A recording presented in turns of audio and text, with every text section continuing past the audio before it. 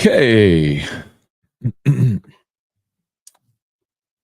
What's up, everybody? Good morning. Welcome to a hump day edition of Morning Scone, presented by Brock, the Baton Rouge Orthopedic Clinic, Parish Construction and Roofing. If you need an orthopedist, you go to Brock. If you need a roof, you call Parish. Unique Physique, uniquephysique.com, Restored Motions, restoredmotions.com. Of course, Unique Physique, semaglutide, tirzepatide, the once-a-week injections for weight loss, lowest prices, never any contracts, do the whole thing over telemed. They can ship your medicine anywhere in the country. So check them out at uniquephysique.com. Okay, y'all, we'll say some good mornings here. Appreciate y'all for being. I'm assuming our audio is good today. Yesterday, it was a StreamYard issue.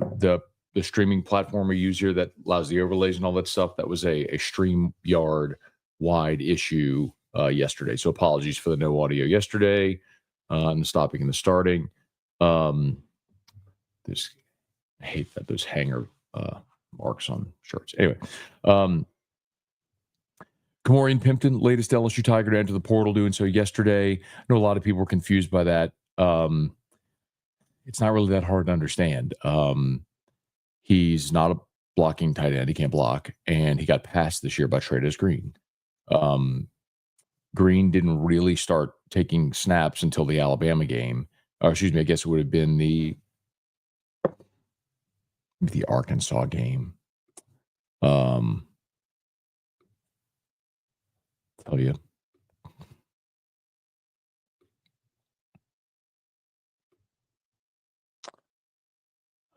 Trade is, where are you?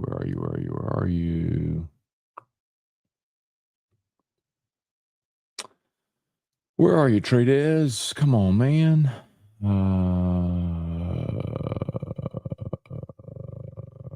Doop. There we go. Trade is, 42 snaps against Arkansas is when he started playing a role right at that point of the season. So, anyway, so it's not really that hard to understand about Pimpton. He,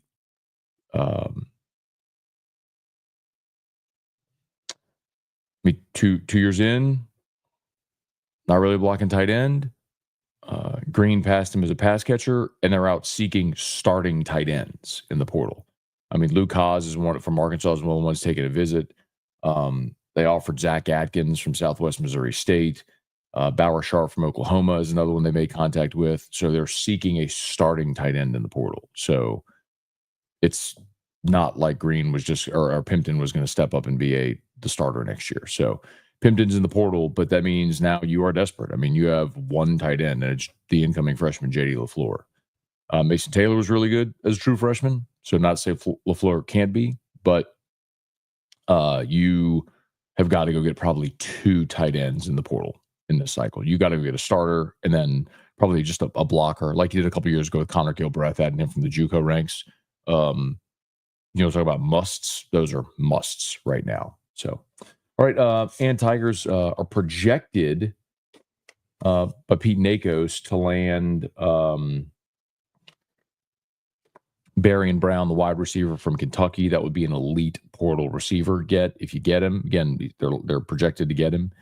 And then three players we know are taking visits this week. Will Helt, the defensive end from Purdue. Zechariah Poyser, who's a safety from Jacksonville State. This was his second year of college, blew up this year. He's got offers from everybody. Everybody wants him at safety. And then Luke Haas, the tight end from Arkansas. So those are three visits we know are going down for LSU as the portal cycle's rolling now. I'll probably repeat this a little bit, but everyone keeps asking about Nussmeier, and I don't know what Nussmeier is going to do, but what I do know is Nussmeier wants to know who's calling plays, who's blocking for him, and who's he throwing the ball to. So clearly he's being patient, saying, all right, well, I'll wait to make a decision until we figure these things out, because you got time, but you got to figure these things out. So, all All right. Let's say some good morning, y'all. Please smash the like button if you would. Subscribe to the channel, Facebook, like the page, share the post. We appreciate y'all for being there. Avid, what's up, Christian? Good morning, man. Hope you're doing great. Hey, Thomas, good morning. Jason H, he had points.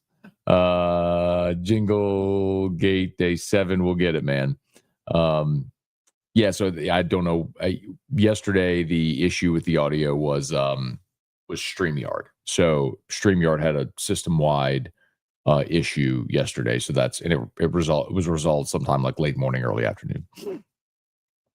Hunter, good morning. Does BK meet with the media again soon? No, nothing scheduled with BK. So normally coaches do a bowl game press conference when the bowl game is announced. Usually that's like on that Sunday or Monday, and they haven't done that, and I haven't got notification about it. So, yeah. No, actually. Tiger Diver, will there be a whiskey and wine after the bowl game? Still to be determined. One thing I don't know yet, a couple things. I might be going to Houston. We're talking about if possibly doing my show in Houston the Monday before the game. The game is on Tuesday, and obviously we won't have our local lineup of shows that day because we'll have Eagle 981 game day all day. So on New Year's Eve, we won't be having shows. So it's just a question if I'm going to go there for that. If not, then I'll be here. I'm open to doing whiskey and wine. The other question then is Don Juan open and willing to host us and all that stuff. So that's something TBD. Jason, Scone, biggest news of Tuesday was Milam telling us he's preparing to play on the left side of the infield. How about that? Yeah, so Stephen Milam and Ashton Larson were both in studio in AFR yesterday, and I didn't even have to ask him about the infield competition. But remember, Michael Braswell, LSU starting shortstop, is returning. And Milam said point blank, Jay's told him he wants him on the left side of the infield this year. So you've got Danny Dickinson, who transferred in, who's going to be somewhere. You've got Braswell, and then you've got Milam. So I could see a reality where Braswell plays third, Milam plays short, and Dickinson plays second, and that's your starting infield. Bear Jones at first, of course. So exciting, man. Baseball team is, boy, they're going to be good. I got some arms too, man. Rex, good morning. Wendell, good morning. Trivia Carter, good morning. Quentin Breakbill, good morning. Jacob Thompson. Thomas, Drew's feeling very good. Thank you, man. He's turned the corner for sure. Back to his old self. We're scaling back a lot of the meds he's been taking. So, yes, he's feeling better. Thank you. Was supposed to say he has a voice to take out of. Ryan, good morning. Is it hilarious? It is hilarious to me, how Notre Dame fans seem to think Kelly is the ultimate game day problem when they haven't won a title since Reagan was in office. Yeah. The other thing about it, too, Ryan, is nobody even got close other than Brian Kelly. Lou Holtz was the coach when they won the title in 88. And after Holtz, in 2000, this is actually the year that I was in South Bend, Bob Davie had a 9-2 season. They lost to number 1 Nebraska in overtime, and they lost to Michigan State. They went 9-2. Went to the Fiesta Bowl and got blown out. I was there. Got blown out by Chad Johnson, TJ Hushmanzada, that Oregon State. Jonathan Smith, the coach at Michigan State now, who was the coach at Oregon State, was their quarterback. Anyway, got blown out by Oregon State. That's the closest they've been. They made a few undeserving New Year's Six Bowls under Charlie Weiss because they were Notre Dame. They got blown out by LSU in the Sugar Bowl and got blown out by Ohio State in the Fiesta Bowl. So, Brian Kelly got them in the 4-team playoff twice and got them to play for a BCS national championship. It's not that he's a bad game day coach. It's they ran up against teams with talent. That's been my point all along. Like, unless and until Notre Dame is willing to ease its admission requirements to allow the football program to recruit elite athletes. And it's not to say elite athletes aren't smart. It's just to say Notre Dame is a university with 8,000 undergrads, and it is an elite academic institution. And like, I went to a college preparatory private school here, Catholic. My cumulative GPA over 4 years was at like a 3.49. I was a hair under a 3.5. Like, I worked hard, studied hard, went to a great school. I didn't get in. Like, I could not have gone to Notre Dame to play because I couldn't have got into the school academically. Like, not that I was good enough to play, but you understand my point. Like, you are shrinking the pool of potential candidates, right? When you aren't willing to ease academic requirements to let athletes in. And you could and by the way, no judgment on there. If that's your priority, great. Like if Harvard and Yale wanted to be the best college football programs in the country, they could. Because they got more money than anybody. They got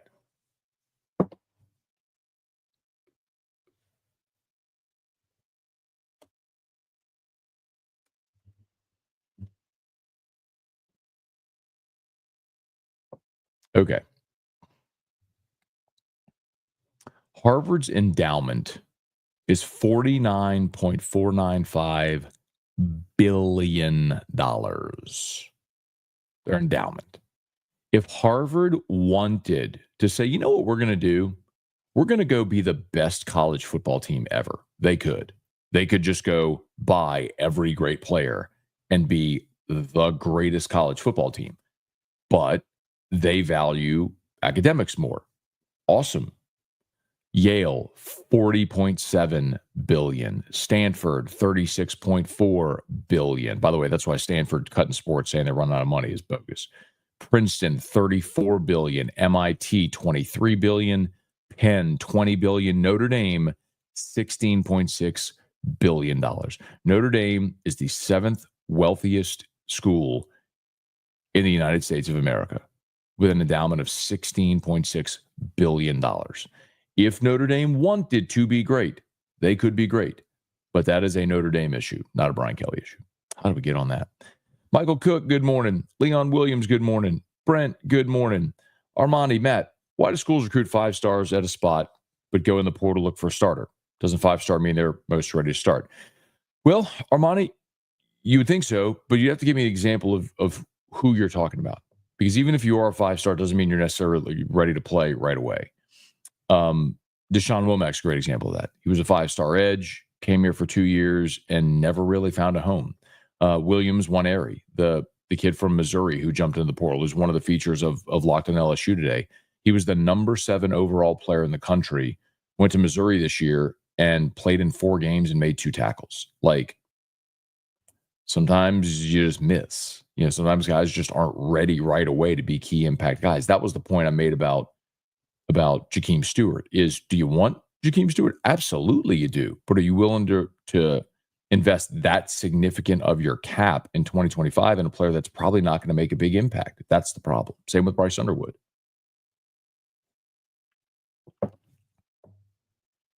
Hey, Abner Neal, good morning. Lowell Cormier, good morning. Hang on, y'all. I got to go stop Drew's sound machine. So, Thomas, here you go, sir. Parish Construction and Roofing. At Parish, we've got you covered. From the top of your roof, all the way down. Parish Construction and Roofing. Parish Built. Parish Built. Parish Built. From your hometown, parishbuilt.com. Okay. Parish Construction and Roofing, parishbuilt.com. It's interesting. Usually when I turn off Drew's sound machine and turn the lamp on, everything kind of stirs a little bit. Didn't move just now. Might be a little bit of a tough wake up today. We'll see. All right, please smash the like button if you would. Subscribe to the channel, Facebook, like the page, share the post. Ryan, the edge rusher 5-star from Missouri, I think is possibly a safe get due to the nature of LSU staff. Yeah, it's a huge get. So that's Williams, one area I was just talking about. He committed. His primary recruiter at Missouri was Kevin Peoples, and the defensive coordinator he signed to play for was Blake Baker. So huge in there. Again, that's one of the features of Locked on LSU today. So please go check it out. Hey, Brian Pinton, good morning. Tiger Poppy, good morning. Armani, do you believe in Sloan enough to give him another year play caller? I do. I don't know that. And listen, this is a long, complicated answer that not everybody's going to love. But I often say, like, you don't know the play call. You and I don't know the play call. And this is a product of me watching the film review that Hanny and Richard Dixon do on Hannycast. But there's so many times you'll see Dixon diagram a play and say, look, this is wide open, and they missed. I mean, this receiver is open. This is a huge gain. This guy missed a block. And so Nuss has to flail and throw it away. But like the play's there. So it's complex. I think it's a combination of a lot of things. Were there times that I wish they were better? Yes. I also wish they were better at run blocking, which they were not this year, which was a massive issue for this team. So yeah, I mean, I'm okay with Sloan calling plays again. I mean, you averaged over 30 points a game, 35 points a game this year, 30, whatever it was. Joseph, good morning. Spurge, good morning. Austin, good morning. Make defense great again. Morning, Matt. I saw a graphic yesterday saying LSU has around 20 million for the portal. So about 100 people sent me that yesterday. It was Brad Crawford from 24/7 and Make Defense Great Again. I will tell you flatly, and I did send Brad a message. He hasn't replied to me yet. That graphic is so comically wrong. I don't know who Brad talked to. I don't know where he got his info. And I even messaged him to say, Brad, I'm just curious, like, is that lifetime?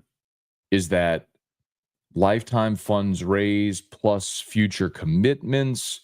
Does that include revenue share?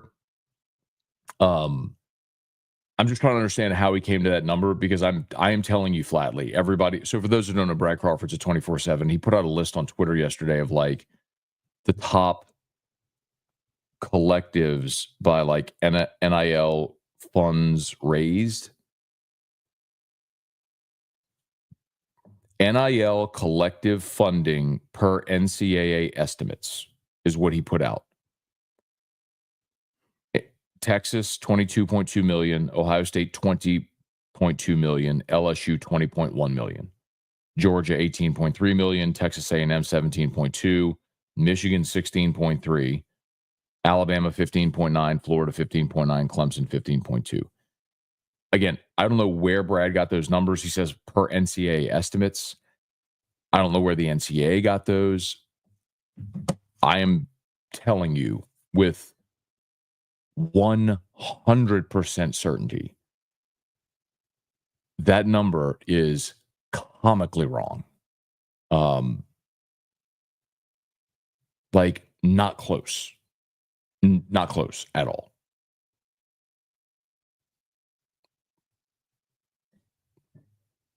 Y'all can choose to believe me or not. I don't really care. But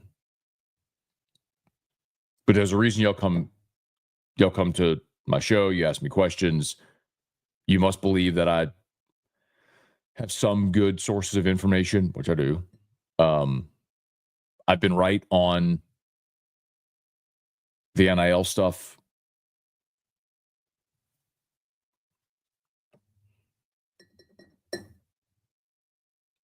Comically wrong. Anyway. Brad, good morning. What do you think about Belichick possibly going to UNC? Yeah, I mean, obviously it's massive news if it happens that he would get out of the NFL and go to the college ranks.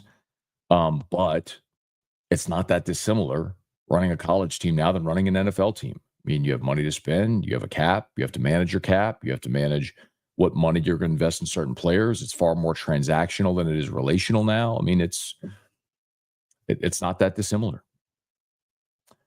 Monty Tall, let's see. Sloan was kind of bad. Don't care about the excuses. Very predictable. Okay. Like, that's the thing I would tell you, Monty Tall. Like, give me an example.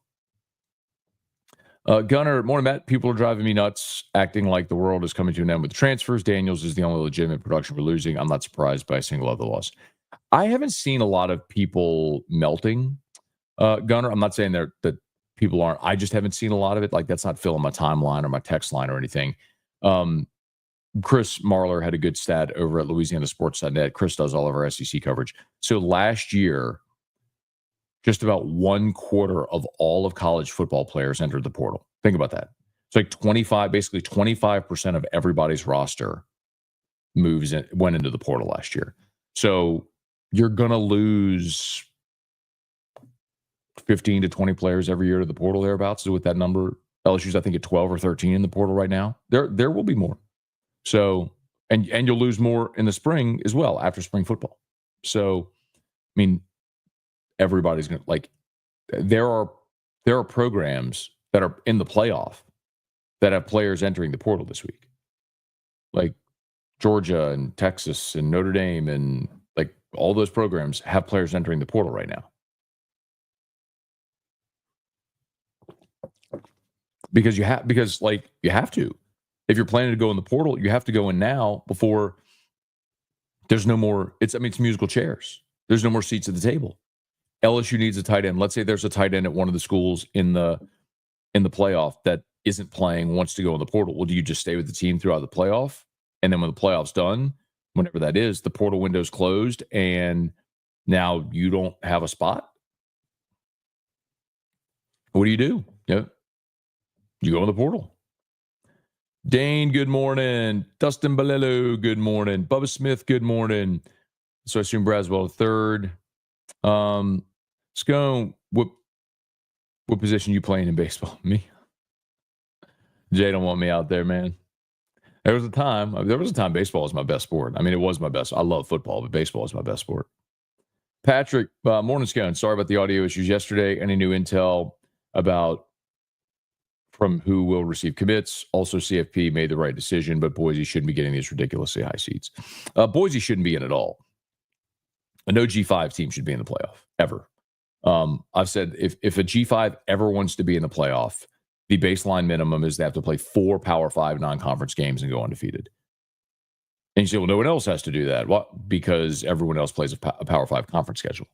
So if you're going to play one P5, lose, and then play 11 G5s, I'm not interested in you at all. Boise has no business being in the playoff at all. Trivia, looking forward to seeing Chase Shores. No doubt, man. That'll be fun. Let's see. Sounds like Cade might be the Friday night guy. I assume Shores. Notre Dame wasn't won the championship before the Simpsons were on TV. Dang, thanks. Michael, I know Nuss hasn't made any announcement on his future. Do you believe the coaches have a good idea of what he'll do? Bad news if he leaves after the quarterback transfers are signed. Yeah, look, make no mistake, man. If they've had those conversations, and I believe, as best I understand, that Garrett is likely to return. But there are, I think, certain assurances that he wants, which is who's calling plays, who's blocking for me, who am I throwing to? I mean, all that matters. So, like, if you go get Barry and Brown in the portal, that's a big get. You go get Luke Haas at tight end, that's significant. Like, now you're starting to see, okay, Garrett, like, they're building this thing, and Garrett can be excited about this. Jason Mobile, speaking of Chad Johnson, anywhere from Ocho? Nope. But I'll tell you this, man. I know they're going to be in New Orleans for Super Bowl. And so maybe around that week I can pluck him away. That would be good. Maybe. BK made a national championship right in the teeth of the Bama dynasty.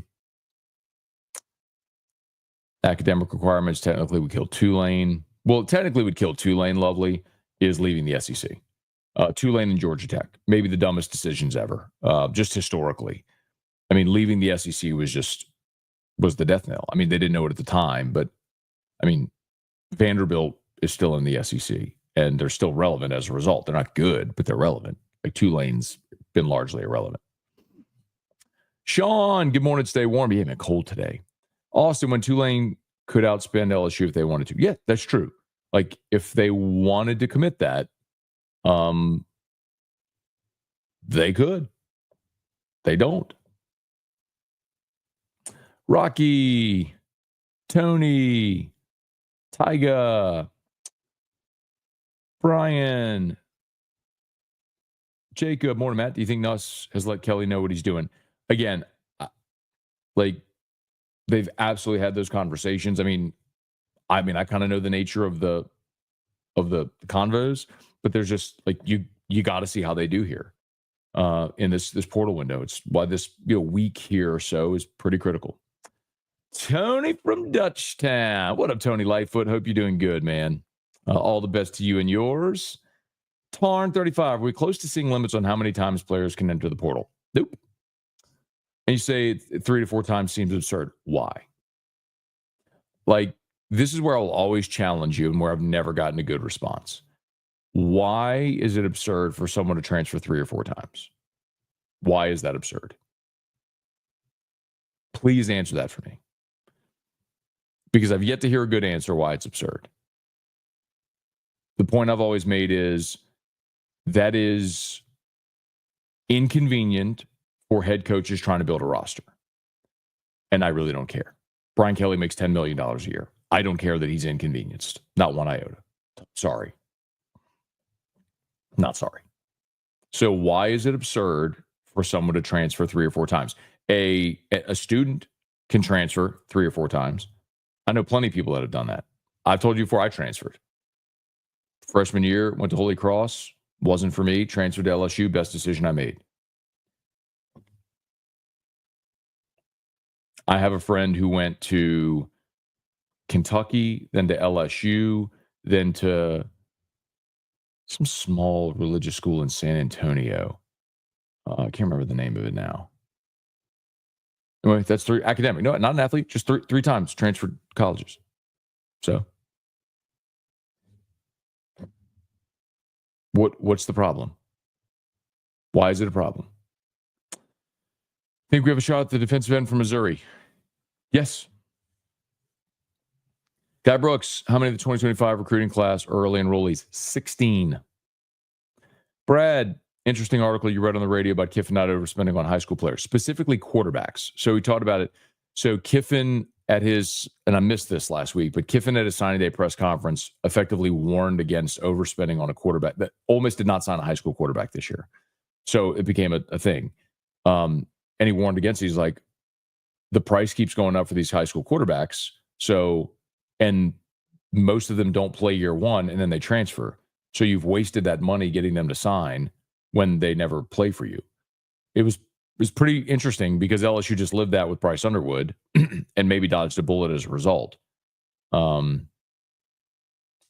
effectively, Kiffin's point was go spend on a quarterback at the portal, which Jackson Dart, obviously. Now they got Austin Simmons, the guy who beat out Walker Howard and backed up Dart this year is probably going to be really good. So there are exceptions, but it's interesting. It's a cautionary tale. Oh, it's 7:45. I got to go. Okay, y'all. My apologies if I missed you. Thank you so much for being there. Please smash that like button, subscribe to the channel, Facebook, like the page, share the post. As always, shout out to Brock and Parrish. You need North Peach, go to Brock. You need roof, call Parrish. Unique Physique and Restored Motions, uniquephysique.com, semaglutide, tirzepatide, the once-a-week injections for weight loss. They can ship anywhere in the country. Lowest prices, never any contracts. And, of course, Restored Motions. If you're in pain, book a session with Crystal Poche. You'll be glad you did. Restoredmotions.com. Okay, y'all. Locked On LSU is live, so please check it out. Favorite podcast app or YouTube. Jump over there now, and we'll see you for AFR 3.